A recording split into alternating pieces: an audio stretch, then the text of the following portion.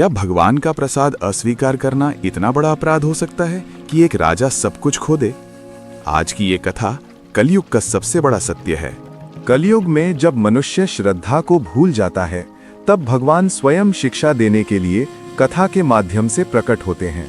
अब सुनिए सत्यनारायण भगवान की अंतिम एवं फलदायी कथा। सूत जी बोले, प्रजा पालन में तत्पर एक तुंगध्वज नामक राजा था, जिसने सत्यदेव के प्रसाद को त्यागने से अति दुख पाया।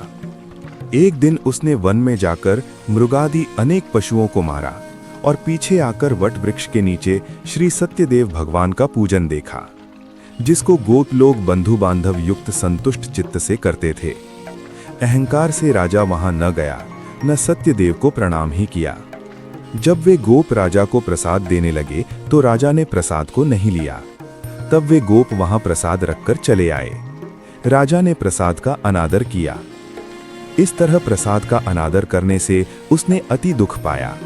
उस राजा के 100 पुत्र थे, वे मर गए और धन धान्य भी नष्ट हो गए। तब राजा ने अपने मन में विचार किया कि सत्यदेव ने ही धन नष्ट कर दिया है, इसलिए मैं वहीं जाऊं जहां सत्यदेव का पूजन होता था। ये विचार वहां जाकर अहीरों के साथ भक्ति श्रद्धा युक्त होकर विधि से उसने सत्यदेव का पूजन किया। तब सत्यदेव के प्रसाद से धन पुत्रादि युक्त हुआ और इस लोक में सुख पाकर अंत में सत्यलोक को गया।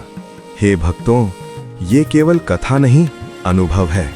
जो प्राणी अति दुर्लभ इस सत्यदेव के व्रत को करता है और भक्ति युक्त होकर पवित्र फल देने वाली कथा को सुनता है, उसको सत्यदेव के प्रसाद से धन धान्य अधिक प्राप्त होते हैं। दरिद्र धन पावे, कैदी छूट जावे, भयार्थ भय से छूटे, इसमें कोई संशय नहीं है।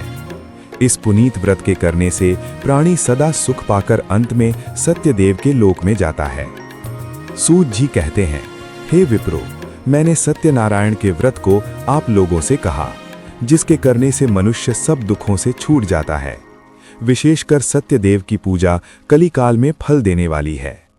उन्हीं को कोई काल, कोई सत्य, कोई परमेश्वर, कोई सत्यनारायण और कोई सत्यदेव कहेंगे।